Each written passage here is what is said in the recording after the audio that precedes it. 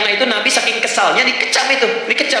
Lebih baik dibakar saja karena rumahnya. Abu Bakar pernah memberikan fatwa itu. Orang yang sengaja nggak mau ke masjid, menantang-nantang masjid, ya, artinya melecehkan masjid maksudnya. Bismillahirrahmanirrahim. Dari segi tempat ada keutamaan. Misal, sholat di rumah dengan di masjid beda keutamaannya. Masjid melahirkan pahala 25 kali dibandingkan tempat biasa. Jadi kalau bapak misalnya, maaf, tetangga masjid memilih sholat di rumah, itu sudah kehilangan 25 kebaikan. 25 itu kata Nabi, jarak 1 ke 2, 2 ke 3, 3 ke 4, masing-masing 500 tahun. Di 1 ke 2 500 tahun, 2 ke 3 500 tahun, 3 ke 4 500 tahun, sampai ke 25. Jadi antum sangat rugi luar biasa kalau jadi tetangga masjid, tinggal beberapa langkah tapi memilih untuk sholat di rumah atau di tempat biasa. Ayo berangkat ke masjid. Saking sayangnya kepada kita Allah, sampai langsung masjidnya ditetapkan di samping rumahnya. Masih nggak mau berangkat juga, Masya Allah. Karena itu Nabi saking kesalnya dikecam itu, dikecam. Lebih baik dibakar saja karena rumahnya. Abu Bakar pernah memberikan fatwa itu. Orang yang sengaja nggak mau ke masjid, menantang-nantang masjid, ya, artinya melecehkan masjid maksudnya. Melecehkan masjid. Bukan kalau ada nggak, oh ini tetangga nggak ke masjid, dipraktekkan. Bakar aja rumahnya. Nggak begitu. Ya. Dilihat dulu, ini orang yang melecehkan masjid, menganggap masjid tidak ada nilainya, ya. Kemudian memilih sholat di rumahnya walaupun dekat dengan masjid, itu seperti orang terbakar. Lebih baik dibakar rumahnya. Perbandingan. Ya. Nah, yang ketiga adalah keutamaan masjid-masjid khusus seperti Masjidil Haram, yang kalau ibadah di situ, Masya Allah, itu sama dengan dapat pahala 100.000 kali dibandingkan masjid biasa. Misal, tadi sholat subuh 2 rakaat. Kalau di Masjid Al-Ihsan kita dapatkan sholat, tunaikan dengan baik, pahalanya 1.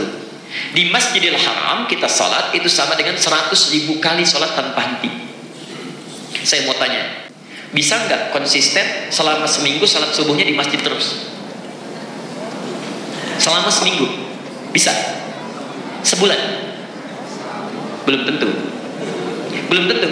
Mungkin sakit, mungkin ada halangan, mungkin ada dinas macam-macam, mungkin di perjalanan, belum tentu. Belum tentu. Walaupun kita akan berangkat, belum tentu kondisinya memungkinkan. Masya Allah, orang yang sholat sekali di Masjidil Haram dan berjamaah dia, maka pahalanya seperti 100.000 kali sholat, 100.000 hari sholat subuh tanpa henti. Tanpa henti. Berapa tahun itu?